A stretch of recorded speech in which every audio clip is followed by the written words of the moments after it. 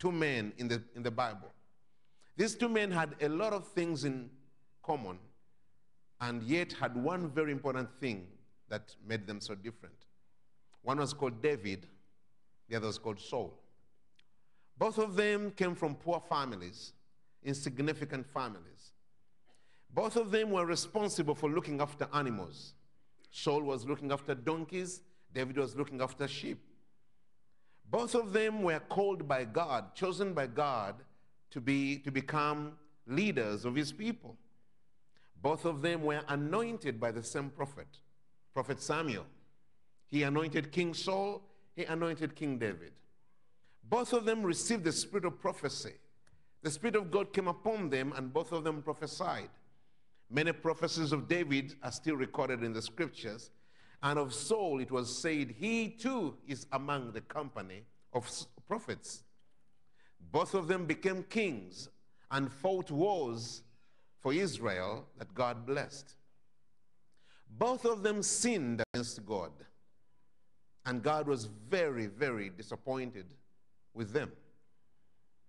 Both of them confessed their sin before God, and they both confessed their sin before prophets.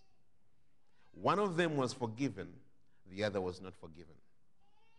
One of them was completely rejected by God, the other is still honored today as a man with a heart after God, and is still called, connected with the Messiah.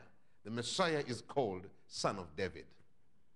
And the Lord asked me a question: what do you think was the difference between these two men?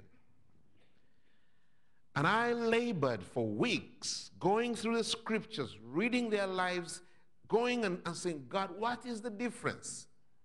Why would both of them sin, and one confesses and is forgiven, the other confesses and is not forgiven?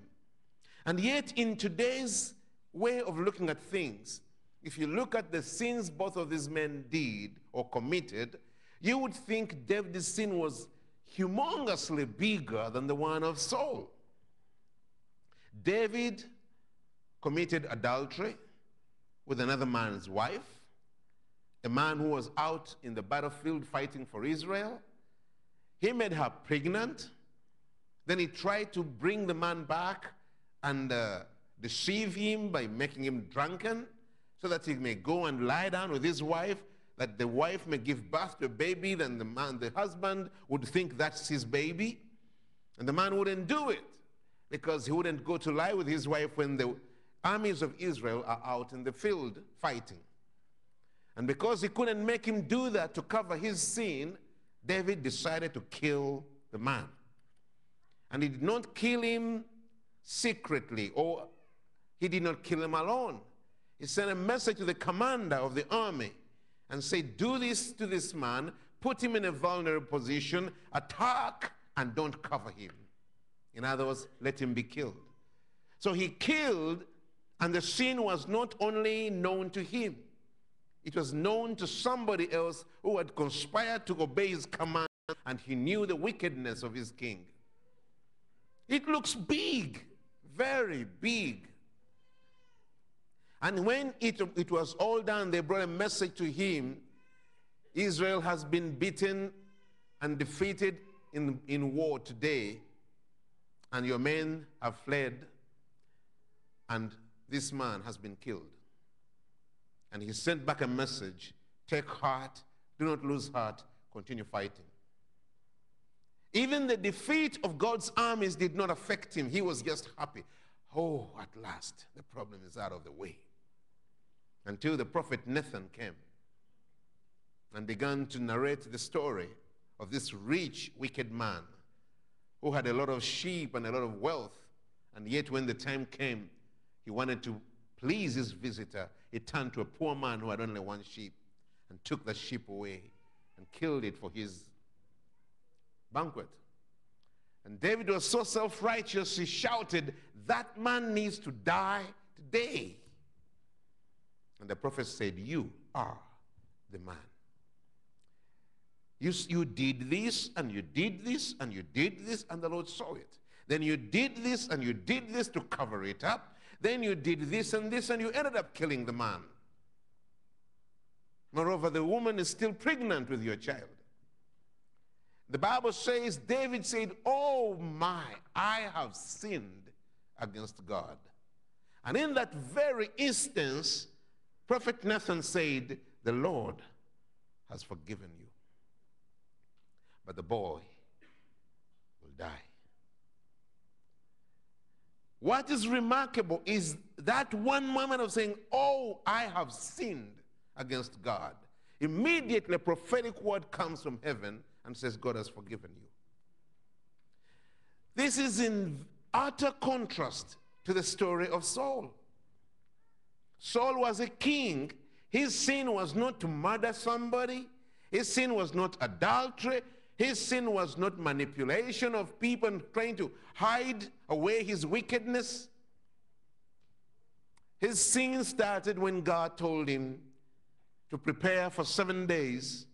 Then Samuel the prophet is going to come and offer an offering to God to bless the armies of Israel that they may go and attack the Philistines. But the Philistines were so many in number that they looked like the sand of the sea. And so the men of Israel began to get afraid, and they began to slowly flee from the company of soldiers. And as a king, he noticed he was losing his soldiers. His men were coming out of fear. The Bible says some of them even went and began hiding away in thickets, and others were crossing the Jordan. In other words, they were deserting the army. And he is the leader. He's a new king, and he is so concerned about what people think about him. And the day comes that Samuel is supposed to give the offering. But Samuel doesn't come in the morning as Saul expected. He waited a little bit longer, and Samuel is not coming. So what does he decide to do? He said, the day for me to give an offering to God is here. The prophet is not here. I'm going to do it. Now, in those days, you don't just do anything. There were things that had to be done by prophets, those to be done by priests, and those to be done by kings. He took the offering and offered it to God. And just as he was finishing, the prophet appears, which means the prophet was not that late. He could have waited a little bit longer. So the prophet says, what have you done? He says, I saw that you were not coming, so I emboldened my heart. I want you to notice that. It's like I knew this is not right for me to do, but I made my heart go and do it, even when conviction was telling me I shouldn't. And so I gave the offering. And the prophet said, you've done a foolish thing. The Lord had desired, had wanted to keep the throne in your house. But because of what you have done, that's not going to be the case. That did not mean that Saul is no longer going to be king. It simply means the kingship shall not abide in his household. It shall be moved to another household, into another dynasty. But what was wrong? What was Saul's sin? We don't see it clearly there until a bit later, 1 Samuel chapter 15, when God sends Samuel to tell Saul, go attack the Amalekites because of this sin they did against my people. Destroy everyone. Do not leave anything. No woman, no man, no animal. Don't leave even a child. And Saul says, yes, Lord, I'll do that. And he goes on the mission, and he fulfills the battles. He fights and overcomes the Amalekites.